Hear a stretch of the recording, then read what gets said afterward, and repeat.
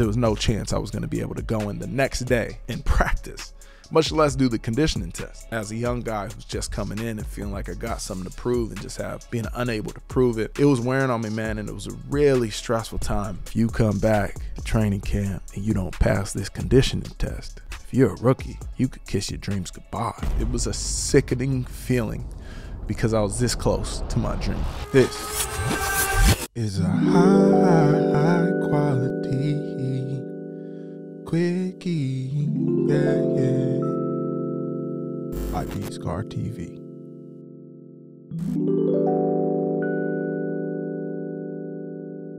And we are back with another episode of B-Scar TV. And ooh-wee, do we have a special one for you today. B-Scar TV on your FM dial. Let me hear it from those in the back. Hey. Let me hear it from those on the left, on the right. Let me get a hey. Let me get a ho. Appreciate y'all coming back and tuning in, man. It is 2024. This is the first film sesh, high quality content pursuit of the year. And I want to get started just by thanking all of you guys for tuning in.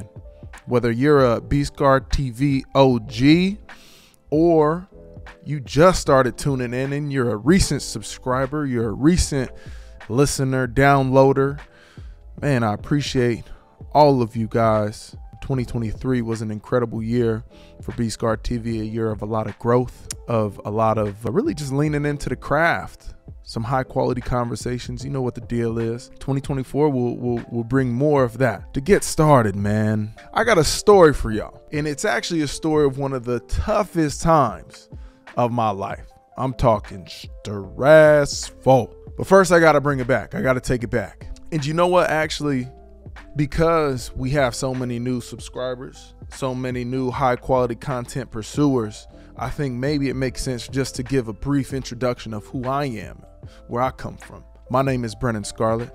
I'm a creative entrepreneur. I'm a philanthropist. I'm an investor, an NFL football player, and I'm born and raised in Portland, Oregon. Went to Berkeley for 4 years, played some football with the Golden Bears. I went to Stanford. I got my master's degree at Stanford, played a year of ball there, won a lot of football games, became a solid football player in that year with the Cardinal. Won a Pac-12 championship, RIP to the Pac-12. Won a Rose Bowl, left Stanford, went to Houston, played with the Texans for 5 seasons, then played with the Miami Dolphins for 2 seasons. And this year, this 2023-2024 season, been a free agent the whole way through. Haven't touched the football field and played real football. I haven't strapped on the pads all year, but I've trained, I've stayed in shape. So it's been a wild one. For this story that I got for y'all, I'm gonna take it way back to my rookie year in Houston. And to give you guys a backstory, I was an undrafted free agent. So coming out of Stanford, coming out of that Rose Bowl year, I wasn't the most highly touted prospect coming out of college and coming into the draft. And so if you don't know, there's 7 rounds of the draft. Essentially the teams, all 32 teams, line up for 7 rounds and choose guys out of college that they want to bring in and have a part of their organization, a part of their squad.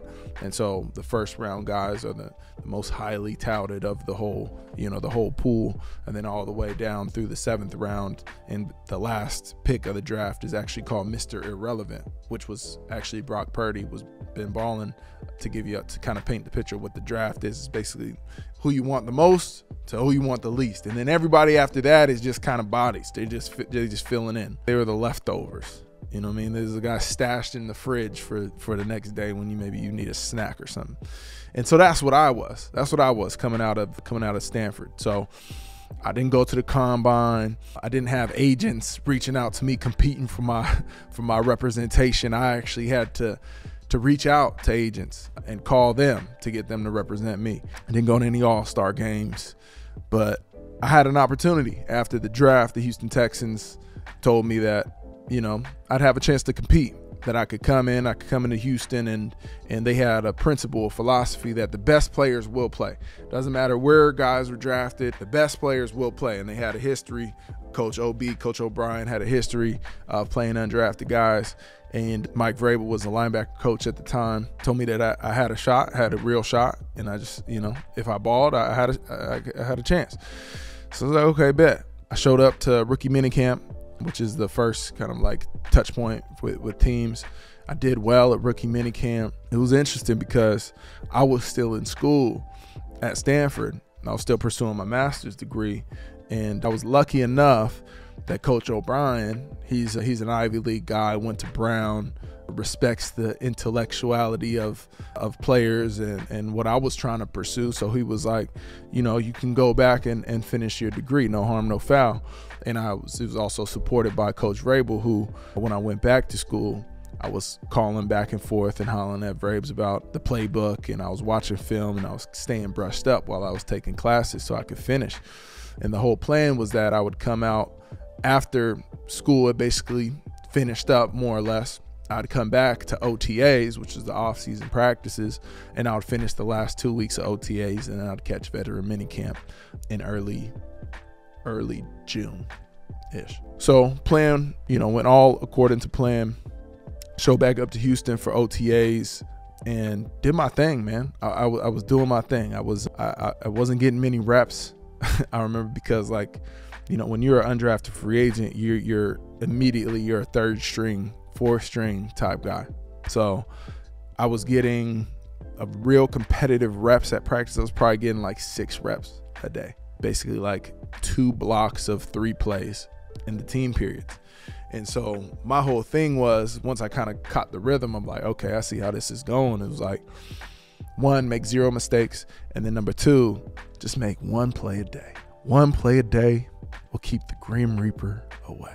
And whether it was rushing the passer, was setting a good edge, whether it was getting my hand on a ball, getting a pick, whatever it was like, if I could make 1 play out of the 6 plays that I got on the deck, then I'll be solid. And I pretty much did that.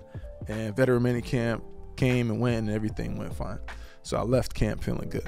I graduated from Stanford. Everything worked out. It was copacetic, Shangri-La. Everything was good. This is where it gets messy. I went back home to Portland. We had 6 weeks between the veteran minicamp and then training camp.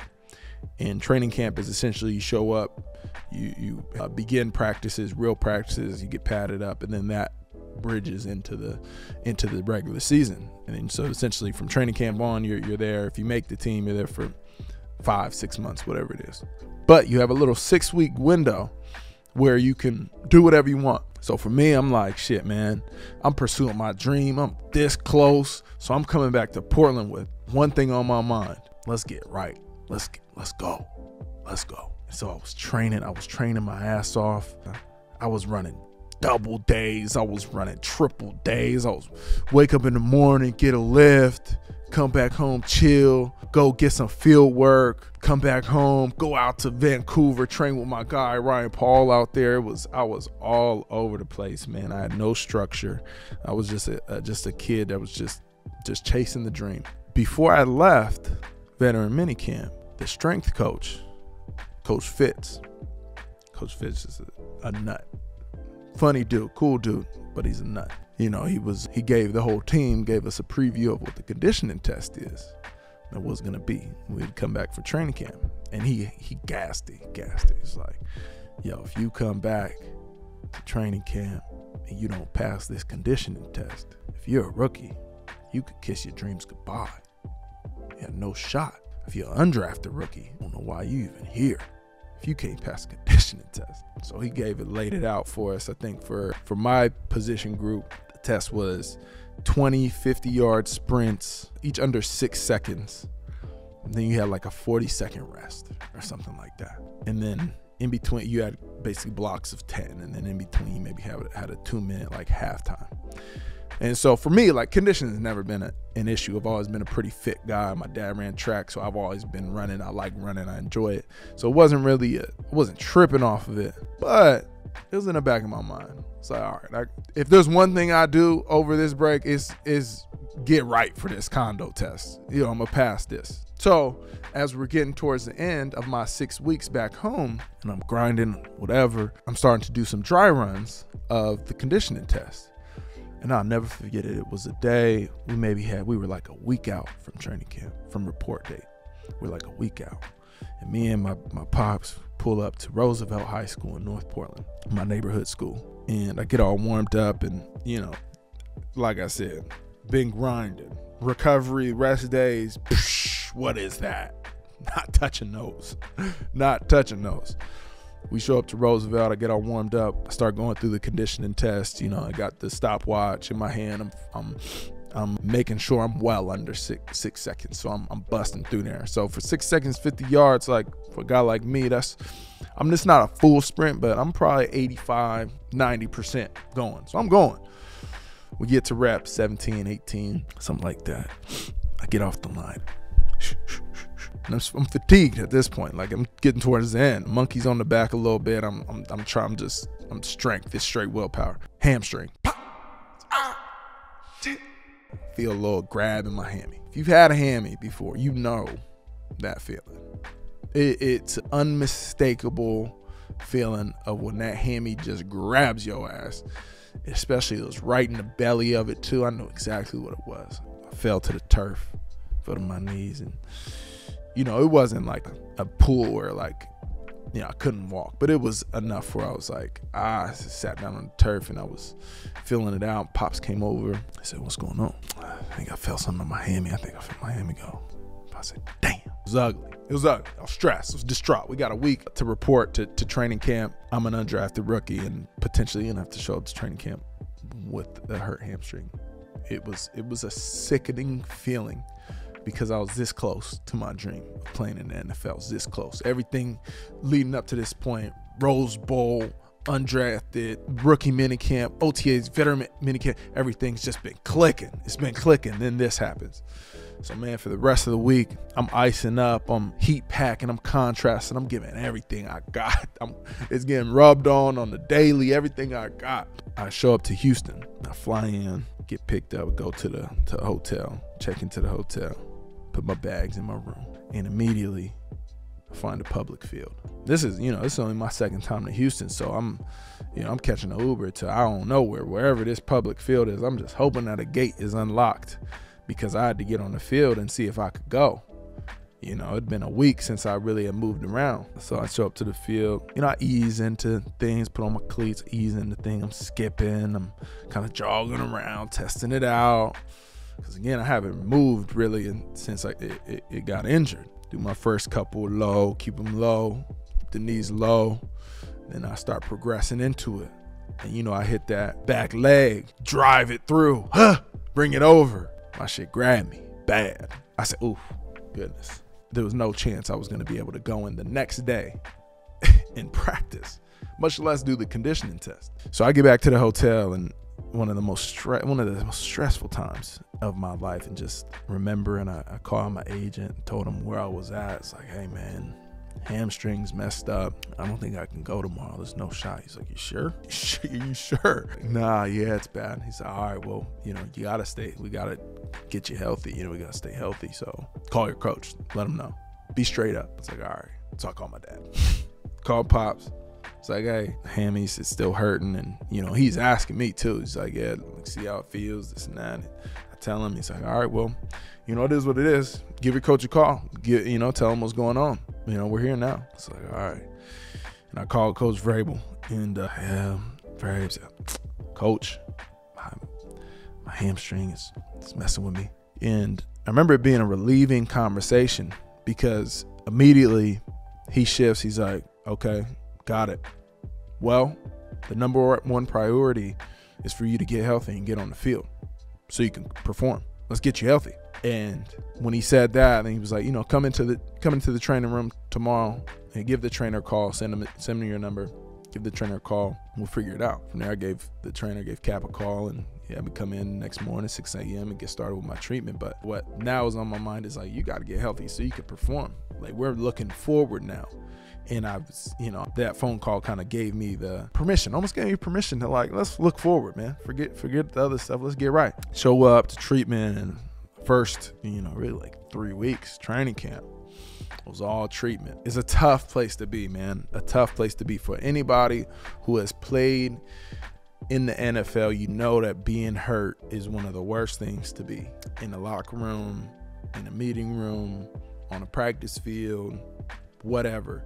They say you can't make the club in the tub. Dependability is availability. There's all these phrases and taglines, and they're written all around the building. Being an undrafted free agent and immediately coming into training camp, starting off in the tub. Didn't even touch the field. Didn't even put on pads before I'm hurt.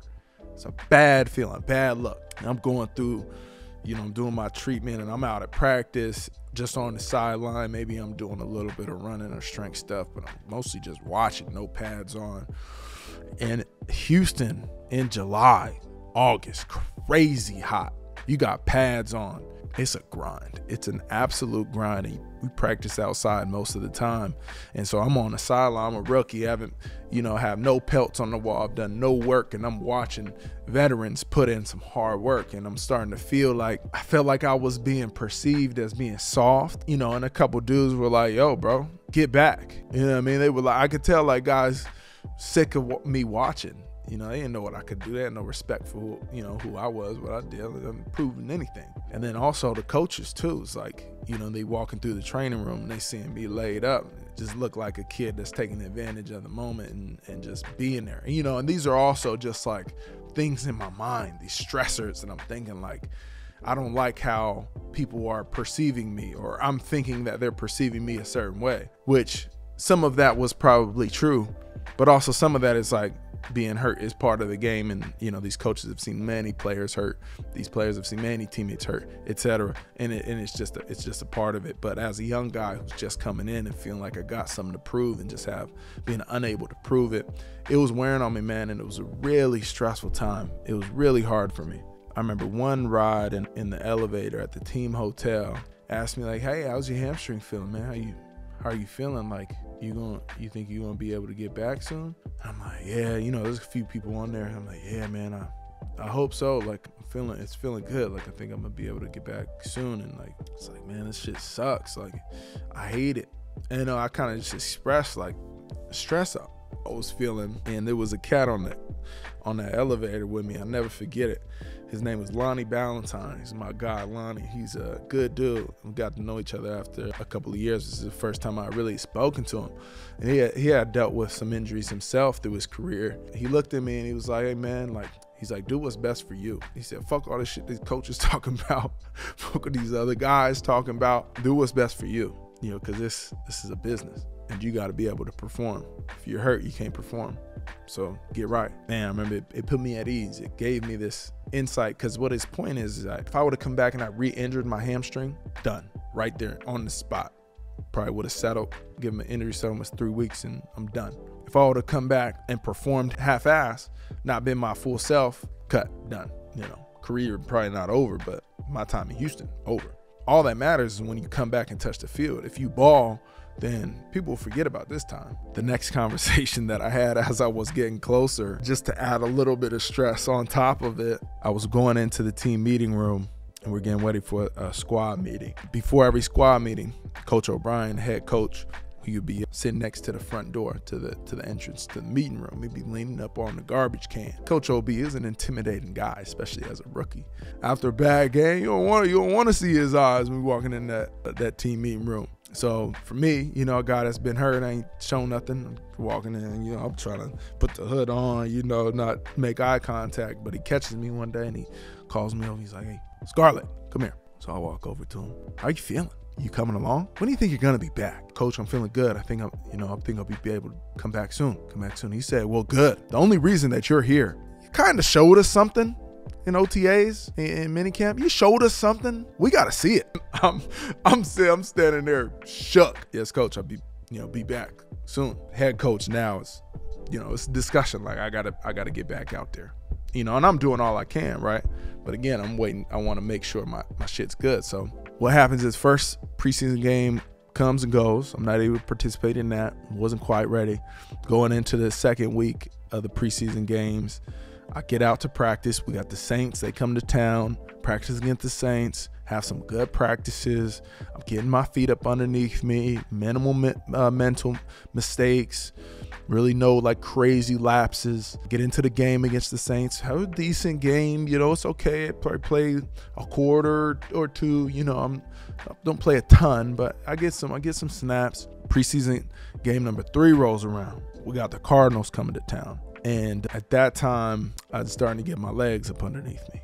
My timing was right. I had gotten through that week with the Saints and I felt it out. And then Cardinal week, every practice get a little better. Now I'm making, very minimal mistakes out there. I'm physical. I got a little bit of fresh legs because I missed the first 3 weeks. So a little bit of fresh legs are a little bit fresher than other guys. Get out into that preseason game against the Arizona Cardinals and absolutely ball the fuck out. Go stupid, play out of my mind, sack fumbles, got multiple sacks, special teams tackles, setting edges, TFLs. Arguably the best game I played in my career. I solidified my spot on the team with that game. Just remember the emotions of how good I felt, man. Whether I made that team or not, it was just that performance for me coming out of such an adverse year, an adverse training camp, with the injury and all the stress, and it was a bumpy road, man. And then I played in that game, and you don't got a ton of time to celebrate because you got practice in a couple days, still an undrafted rookie. Like there's nothing. It's not preseason games, nothing to hang your hat on. That was really what set the stage for the rest of my career. That's what, that performance allowed me then to, roll into the last preseason game, and I played well, but played minimal snaps because it was like, it was locked in at that point that I was gonna be on the team. And then played my 5 years in Houston, and that game set the stage. Preseason game number 3. As I look at 2023, my own personal experience throughout this year, I almost equated a little bit to my little hamstring strain of the 2016 training camp. 2023 has been a year filled with uncertainty, filled with ups and downs, and the roller coaster of not knowing if somebody's going to bring me in for a job, not knowing if my training is going to pay off and be able to, turn into the outcome, which is to play on a team this season. This B-Scar TV podcast has really been a saving grace for me. This has been what I've poured the energy, the passion, the crafting, the dedication. This is what I've poured myself into without having football. I've thought a lot about what B-Scar TV is, what we exist for, what this space and these conversations actually do.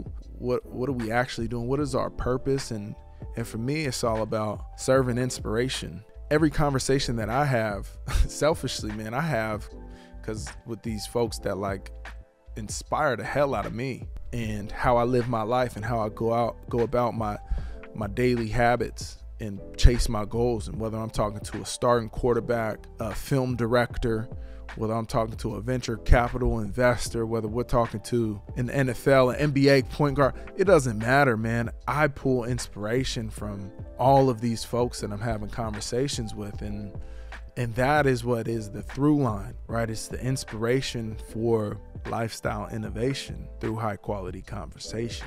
And that's what it's all about. And I had a friend, my former teammate, actually, we were in Houston together. He shared with me one time, his name's Brian Peters. We were talking about reading and books. And, I think I shared with him, like, sometimes, I'm reading a boring book. I just want to put it down and move on, or like, feel like sometimes I'm not getting a lot from the books that I'm reading if I don't really like it. His point to me was, if a book ends up changing any pattern of your behavior, shifts your perspective, or enhances your mindset even just a little bit, it could just be the minutia of some daily habit, the minutia of some approach or philosophy of how you think about going through your life, then that book was worthwhile. The time that you spent reading that book was worthwhile. I take that the fundamental and kind of the sentiment and apply it to these conversations, and also apply it to, you know, the audience too. Like, if we can have a conversation and a listener or a viewer can pull something from it, something from the conversation that helps to inform the way that they go about their life moving forward, then B-Scar TV podcast has done its job. And that's what it's all about for me. I want to thank you all, whether you're OG B-Scar TV pod, you've been here since the vlogs or the Player Reporter back in the day, or if you're a new subscriber. We've got a lot of new subscribers over the last couple months. It's been good for the squad. The squad's been doing well. Whichever bucket that you fall into, I gotta say thank you. Y'all are my Lonnie Valentines. B-Scar TV, we're gonna continue to push through 2024. Season 2 is still going. We're gonna keep pushing. I hope that you all continue to listen. I hope that you all subscribe and give us some constructive criticism. Let us know, how can we get better? Who can we talk to? What can we talk about? I'll leave you all with that, man. That's my little story time for this high quality quickie. And again, as always, talk to us, man. We're on the pursuit of high quality content. You know what it is. It's an endless pursuit. I'll talk to y'all next time. Peace. This episode of B-Scar TV has been brought to you by Scarlett Creative. For the full-length video episode and more content, find us on Instagram, YouTube, and TikTok at B-Scar TV. And please, leave us a review. Drop a comment. What do you want to see? What do you want to hear? Who do you want to hear from? We would love to hear from you. This is your host, with the most, Brennan Scarlett, signing off.